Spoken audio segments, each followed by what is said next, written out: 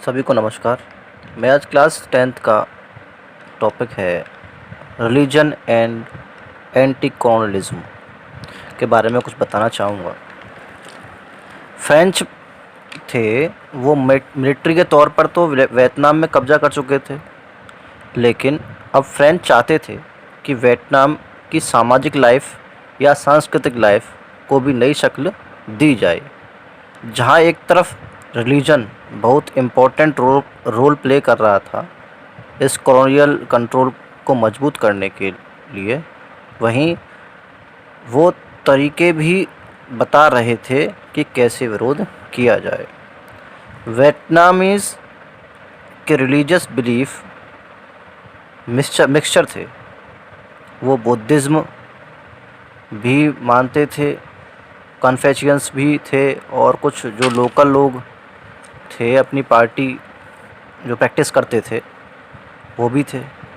Vietnam में Christianity को introduce किया था फ्रेंच मिशनरीज़ ने।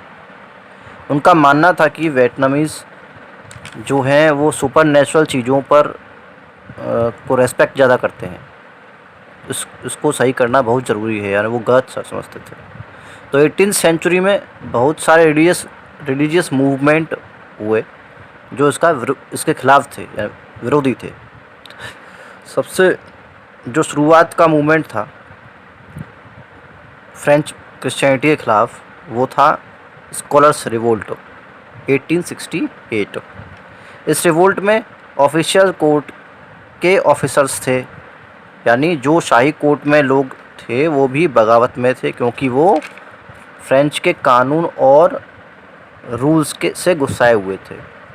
और कैथलिक मिशनरीज़ को विरोध करके मार दिया गया, क्योंकि यह लोग वियतनामीज़ को कन्वर्ट कर रहे थे धर्म में आने के लिए, और इन्होंने लगभग 3700 लोगों को कन्वर्ट कर चुका था।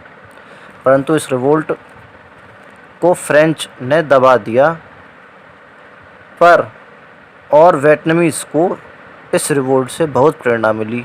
बहुत सारे धार्मिक लोग, शिक्षित लोग, फार्मर्स इस कॉलोनियल रूल के खिलाफ हो गए थे। एक पॉल बर्नेट नाम का इन्फ्लुएंसर राइटर था और पॉलिसी मेकर था। उनके अनुसार कॉलोनीज़ को डेवलप करना चाहिए, कॉलोनीज़ की इकोनॉमी को डेवलप करना चाहिए, क्योंकि कॉलोनीज़ को एक्वायर करने का पर्पस था प्रॉफिट कमाना। अगर कॉलोनीज़ की इकोनॉमी को डेवलप किया जाए तो लोगों की स्टैंडर्ड ऑफ लिविंग को इम्प्रूव किया जाएगा, तभी तो वह चीज़ खरीद पाएंगे। जैसे कोई गरीब व्यक्ति है तो उसको अगर हम अपलिफ्टमेंट करेंगे सोसाइटी के अंदर, तभी तो जो चीज़ें हैं वो खरीद सकता है ना।